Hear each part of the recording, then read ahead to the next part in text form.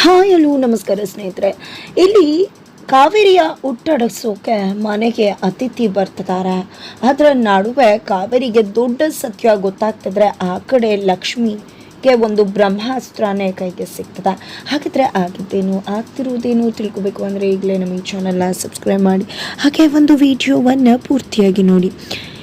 ಇಲ್ಲಿ ಕಾವೇರಿ ಅವ್ರನ್ನ ಬಿಟ್ಟು ಬಿಡದೆ ಕಾಡ್ತಿದ್ದಾಳೆ ಲಕ್ಷ್ಮಿ. ಬಿಕಾಸ್ ಅವಳಿಗೆ ಸತ್ಯ ಗೊತ್ತಾಗಬೇಕು, ಕೀರ್ತಿ ಸಾವಿಗೆ ನ್ಯಾಯ ಕೊಡಿಸ್ಬೇಕು. ಅವಳು ಮುಂದೆ ಇರ್ತಕ್ಕಂಥದ್ದು ಈಗ ಅದು ಒಂದೇ. ಆ ಒಂದು ಸಾಧಿಸೋಕ್ಕೋಸ್ಕರ ಒಂದು ವಿಷಯವನ್ನು ಇಲ್ಲಿ ಲಕ್ಷ್ಮಿ ಇನ್ನಿಲ್ಲದ ಪ್ರಯತ್ನವನ್ನು ಮಾಡ್ತಿದ್ದಾಳೆ. ಅವಳೇ ಕಷ್ಟಕ್ಕೆ ದುಡ್ಕೊತಿದ್ದಾಳೆ. ವೈಷ್ಣು ಮುಂದೆ ಸುಳ್ಳು ಹೇಳ್ತಿದ್ದಾಳೆ. ಆದರೆ ಇದಕ್ಕೆಲ್ಲ ಕಾರಣ ಕೀರ್ತಿ ಸಾವಿಗೆ ಕಾರಣ ಆಗಿರ್ತಕ್ಕಂಥ ಆ ಒಂದು ಸತ್ಯನ ಕಾವೇರಿಯಿಂದ ಬಾಯ್ಬಿಡಿಸ್ಬೇಕು ಅಂತ. ಇಲ್ಲಿ ಲಕ್ಷ್ಮಿಗೆ ಗೊತ್ತಿಲ್ಲ ಕೀರ್ತಿ ಸಾವಿಗೆ ಕಾವೇರಿ ಕಾರಣ ಅಂತ. ಆದರೆ ಕೊನೆಯದಾಗಿ ಭೇಟಿಯಾಗಿದ್ದೆ ಕಾವೇರಿಯವರು ಕೀರ್ತಿನ. ಹಾಗಾಗಿ ಕೀರ್ತಿ ಮತ್ತು ಕಾವೇರಿಯವ್ರ ನಡುವೆ ಏನೋ ನಡೆದಿರಬಹುದು. ಯಾಕಂದರೆ ಅವರು ಅಷ್ಟು ಭಯ ಬೀಳ್ತಾರೆ. ಜೊತೆಗೆ ಆ ಒಂದು ಫೋನ್ನ ಹೊಡೆದಾಕಿದ್ದು, ಸಾಕ್ಷಿ ಸಿಕ್ಕಿದ್ದನ್ನು ನಾಶ ಮಾಡಿದ್ದು, ಇದೆಲ್ಲವನ್ನ ನೋಡ್ತಿದ್ರೆ ಡೈರಿ ಓದಿದ ಮೇಲೆ ಅವರಿಬ್ಬರ ನಡುವೆ ಇರ್ತಕ್ಕಂಥ ಆ ಒಂದು ಗುಟ್ಟು, ಇದೆಲ್ಲನೂ ನೋಡಿದ್ರೆ ಖಂಡಿತವಾಗ್ಲೂ ಇಲ್ಲಿ ಅತ್ತೆಗೆ ಏನೋ ವಿಷಯ ಗೊತ್ತದೆ ಅನ್ನೋದು ಲಕ್ಷ್ಮಿಗೆ ಅನುಮಾನ ಆಗಿದೆ. ಅದೇ ಕಾರಣಕ್ಕೆ ಇಲ್ಲಿ ಕಾವೇರಿನ ಸತ್ಯ ಬಾಯಿ ಬಿಡಿಸ್ಬೇಕು ಅನ್ನೋ ಕಾರಣಕ್ಕೆ ಇಲ್ಲಿ ಲಕ್ಷ್ಮಿ ಕೀರ್ತಿ ತನ್ನ ಮೇಲೆ ಬಂದಿದ್ದ ಅನ್ನೋ ರೀತಿ ನಟನೆ ಮಾಡ್ತಿದ್ದಾಳೆ. ಅದಕ್ಕೆ ಸಾಥ್ ಕೊಟ್ಟಿರುವುದು ಇಲ್ಲಿ ಗಂಗಕ್ಕ.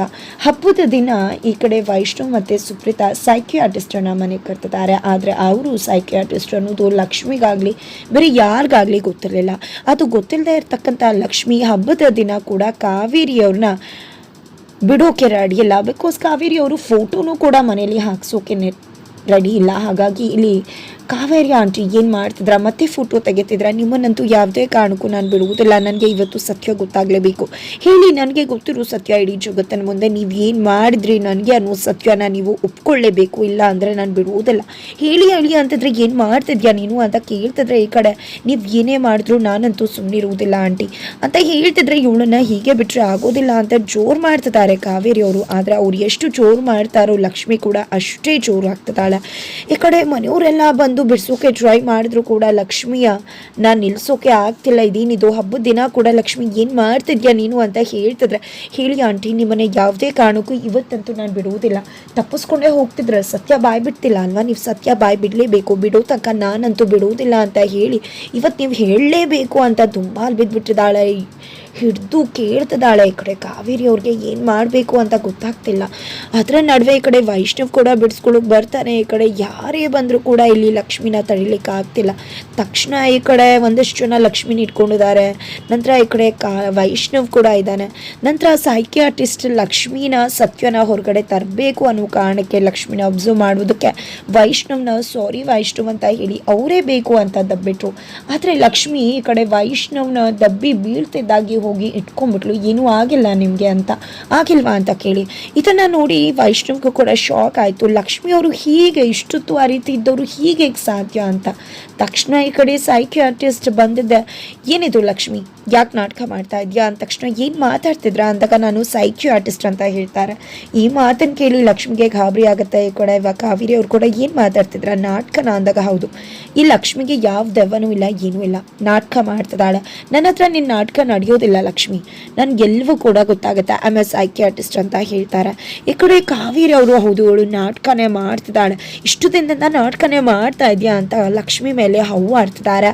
ನಂತರ ಈ ಕಡೆ ಡಾಕ್ಟರ್ ಬಾಲಕ್ಷ್ಮಿ ನಾನು ನಿನ್ನ ಜೊತೆ ಮಾತಾಡಬೇಕು ಅಂತಿದ್ರೆ ನಾನು ಬರೋದಿಲ್ಲ ನನಗೇನು ಮಾಡಿಲ್ಲ ಅಂತಲೇ ಹೇಳ್ತಿದ್ರೆ, ಈ ಕಡೆ ಬನ್ನಿ ಲಕ್ಷ್ಮಿ ಅವರೇ ನಾನಿದ್ದೀನಿ, ನಾನು ನಿಮ್ಮ ಜೊತೆ ಇದ್ದೀನಿ ಅಂತಿದ್ದಾರೆ. ಈ ಕಡೆ ಕಾವೇರಿ ಅವ್ರು ಕೂಡ ಡಾಕ್ಟರ್ ಏನೋ ಹೇಳಬೇಕು ಅಂತಿದ್ದಾರಲ್ವ, ಹೋಗು ನಿನ್ನ ಮುಖವಾಡನ ತೆಗೆದು ಬಿಸಾಕ್ತಾರೆ ಅಂತ ಹೇಳ್ತಾರೆ. ಈ ಕಡೆ ಲಕ್ಷ್ಮಿ ಮುಗೀತು ದೇವ್ರೆ ದಯವಿಟ್ಟು ನನ್ನನ್ನು ಬಚಾವ್ ಮಾಡುವ ಅಂತ ಕೇಳ್ಕೊತಾರೆ. ಫೈನಲಿ ದೇವ್ರ ಹಾಗೆ ಬರೋದು ಗಂಗಕ್ಕ. ಈ ಕಡೆ ಡಾಕ್ಟರ್ ವೈಷ್ಣವ್ ಮತ್ತು ಲಕ್ಷ್ಮಿನ ಕರ್ಕೊಂಡು ಹೋಗ್ತಿದ್ರೆ ಕೀರ್ತಿ ಫೋಟೋಗೆ ಬೆಂಕಿ ಹತ್ಕೊಂಡ್ಬಿಡುತ್ತೆ. ಹೇಗಪ್ಪ ಬೆಂಕಿ ಹತ್ಕೊಂತು ಅಂತ ಮನೆಯವರೆಲ್ಲ ಗಾಬರಿ ಆಗ್ತಾರೆ. ವೈಷ್ಣವ್ ಕೂಡ ಓಡ್ ಬಂದು ನೀರನ್ನು ಎರಚ್ತಿದ್ದಾರೆ. ಈ ಕಡೆ ಲಕ್ಷ್ಮಿ ಜೀವ ಉಳಿತು ಅಂತ ಅನ್ಕೋತಿದ್ದಾಳೆ. ಇದು ಹೇಗೆ ಸಾಧ್ಯ ಆಯಿತು? ಹಾಗಿದ್ರೆ ನಿಜವಾಗ್ಲೂ ಕೀರ್ತಿ ಇದ್ಲ ದೆವ್ವವಾಗಿ ಅಂತ ಅನ್ಸಿದ್ರೆ ಖಂಡಿತವಾಗ್ಲೂ ಇಲ್ಲ. ಗಂಗಕ್ಕ ಆಲ್ರೆಡಿ ಒಂದು ಪ್ಲಾನನ್ನು ಮಾಡಿದ್ರು, ಲಕ್ಷ್ಮಿ ಜೊತೆ ಚರ್ಚೆ ಮಾಡಿದ್ರು. ಲಕ್ಷ್ಮಿ ಬೇಡ ಅಂದರೂ ಕೂಡ ಇಲ್ಲ, ನಾನು ಫಿಲ್ಮ್ಸ್ ಎಲ್ಲ ನಾನು ನೋಡಿದ್ದೀನಿ, ನಮಗೆ ಕಷ್ಟಕ್ಕೆ ಬಂದಾಗ ಸಹಾಯಕ್ಕೆ ಬರುತ್ತೆ, ರಿಮೋಟ್ ಒತ್ತಿದ್ರೆ ಸಾಕು ಬೆಂಕಿ ಹತ್ಕೊಳ್ಳುತ್ತೆ, ಶಾರ್ಟ್ ಸರ್ಕ್ಯೂಟ್ ಆಗುತ್ತೆ. ಆ ಫೋಟೋ ಹಿಂದೆ ಒಂದು ಬ್ಯಾಟ್ರಿನ ಹಾಕಿದ್ರೆ ಸಾಕು, ನೀವೇನು ಹೇಳಬೇಡಿ ಅಕ್ಕ, ನೀವು ಸತ್ಯ ಗೊತ್ತಾಗಬೇಕು, ಕಾವೇರಮ್ಮ ಸತ್ಯ ಬಾಯ್ಬಿಡಬೇಕು ಅಂದರೆ ಈ ರೀತಿ ಎಲ್ಲ ಗಿಮಿಕ್ಸ್ನ ಮಾಡಬೇಕು ಅಂತ ಹೇಳ್ತಾರೆ.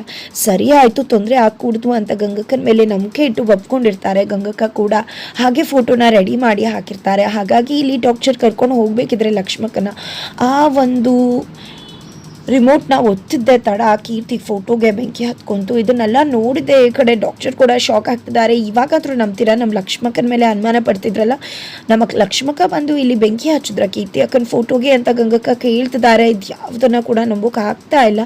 ನಂತರ ಈ ಕಡೆ ಏನದು ಶಾರ್ಟ್ ಸರ್ಕ್ಯೂಟ್ ಆಗಿರ್ಬಹುದಲ್ವಾ ಅಂತಿದ್ರೆ, ಏನು ಶಾರ್ಟ್ ಸರ್ಕ್ಯೂಟ್ ಆಗ್ಲಿಕ್ಕೇನು ಅದರಲ್ಲಿ ಏನು ಕರೆಂಟ್ ಇದೆಯಾ ಅಂತ ಅಜ್ಜಿ ಕೇಳ್ತಿದ್ದಾರೆ ಸುಪ್ರೀತ್ ಅವ್ರನ್ನ. ನಂತರ ವೈಷ್ಣವ್ ಕೂಡ ಶಾಕ್ ಆಗಿದ್ದಾನೆ. ಈ ಕಡೆ ಕಾವೇರಿಗಂತೂ ಇನ್ನಿಲ್ಲದ ಭಯ ಶುರುವಾಗ್ಬಿಟ್ಟಿದೆ.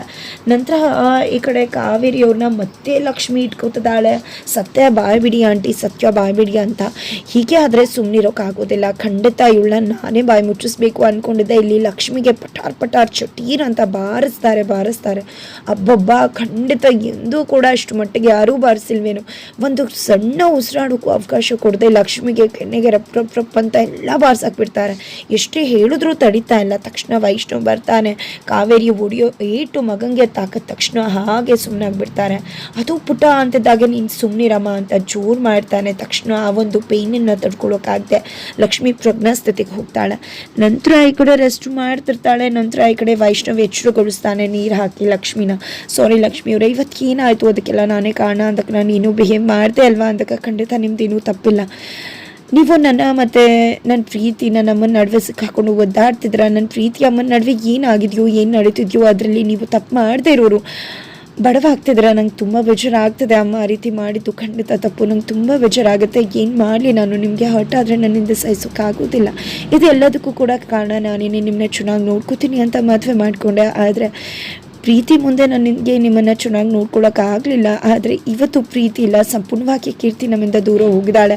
ನಿಮ್ಮನ್ನು ಚೆನ್ನಾಗಿ ನೋಡ್ಕೋಬೇಕು ಅಂದರೂ ಕೂಡ ನನ್ನಿಂದ ಆಗ್ತಾ ಇಲ್ಲ. ಏನು ಮಾಡಬೇಕು ಅಂತ ಗೊತ್ತಾಗ್ತಿಲ್ಲ. ಈಗಲೂ ಕೂಡ ನನ್ನ ಪ್ರೀತಿಯಿಂದಾನೇ ನಿಮಗೆ ಇಷ್ಟೆಲ್ಲ ಆಗ್ತಿದೆ ಅಂತ ತುಂಬ ಗಿಲ್ಟ್ ಫೀಲ್ ಮಾಡ್ಕೋತಿದ್ರೆ ಈ ಕಡೆ ಲಕ್ಷ್ಮಿ ಅನ್ಕೋತಿದ್ದಾಳೆ. ವೈಷ್ಣವ್ ಅವ್ರಿಗೆ ಸತ್ಯ ಹೇಳಿಬಿಡೋಣ, ಅವ್ರು ಗಿಲ್ಟ್ ಫೀಲ್ ಮಾಡ್ಕೋತಿದ್ದಾರೆ ಅಂತ.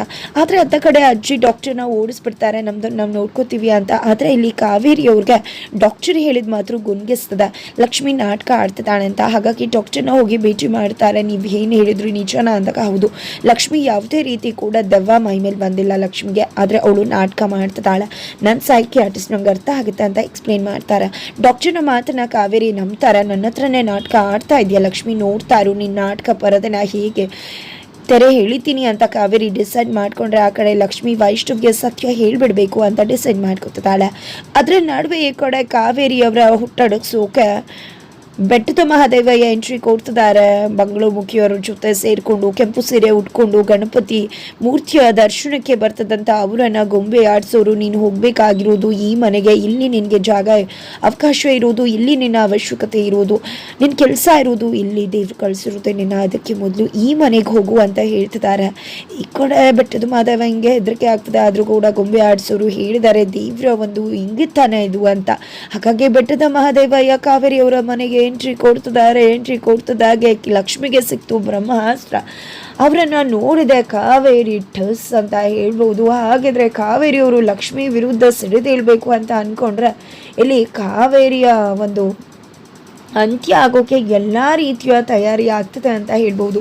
ಬೆಟ್ಟದ ಮಹಾದೇವಯ್ಯ ಮನೆಗೆ ಬರ್ತದಾಗೆ ಕಾವೇರಿ ಮುಖದಲ್ಲಿ ಭಯ ಶುರುವಾಗ್ತಾ ಇದ್ರೆ ಈ ಕಡೆ ವೈಷ್ಣವ ವ್ಯಕ್ತಿನ ನೋಡಿದ್ದೆ ಶಾಕ್ ಆಗ್ತಿದ್ದಾರೆ. ಸೀರೆ ಹುಟ್ಟಿ ಬಂದಿರೋದ್ರಿಂದಾಗಿ ವ್ಯಕ್ತಿ ಗಂಡ ಹೆಣ್ಣ ಅಂತಕ್ಕಂಥದ್ದು ಅವ್ರಿಗೆ ಗೊತ್ತಾಗುತ್ತೋ ಇಲ್ವೋ, ಆದರೆ ಲಕ್ಷ್ಮಿಗಂತೂ ತುಂಬ ಚೆನ್ನಾಗಿ ಅರ್ಥ ಆಗುತ್ತೆ. ಆದರೆ ಇಲ್ಲಿ ಕಾವೇರಿ ಅವರು ಲಕ್ಷ್ಮಿ ಮುಖವಾಡನ ಕಳ್ಸಿಡ್ಬೇಕು ಅಂತ ಪ್ರಯತ್ನ ಪಡ್ತಿದ್ದಾರೆ ಅದರೊಂದಿಗೆ. ಆದರೆ ಇಲ್ಲಿ ವೈಷ್ಣವೇ ಲಕ್ಷ್ಮಿಗೆ ಸಹಕಾರ ಕೊಡ್ತಾರೆ. ಸತ್ಯವನ್ನು ತೆರಿಬೇಕು ಅನ್ನೋ ಕಾರಣಕ್ಕೆ, ಕೀರ್ತಿ ಸಾವ್ಗೆ ನ್ಯಾಯ ಕೊಡಿಸ್ಬೇಕು ಅನ್ನೋ ಕಾರಣಕ್ಕೆ ಲಕ್ಷ್ಮಿಗೆ ಕೈ ಜೋಡಿಸ್ತಾರ ವೈಷ್ಣವ್. ಏನಾಗುತ್ತೆ ಏನಾಗ್ಬೋದು ತಿಳ್ಕೊಬೇಕು ಅಂದರೆ ಮುಂದಿನ ವಿಡಿಯೋಗೆ ವೇಟ್ ಮಾಡಿ.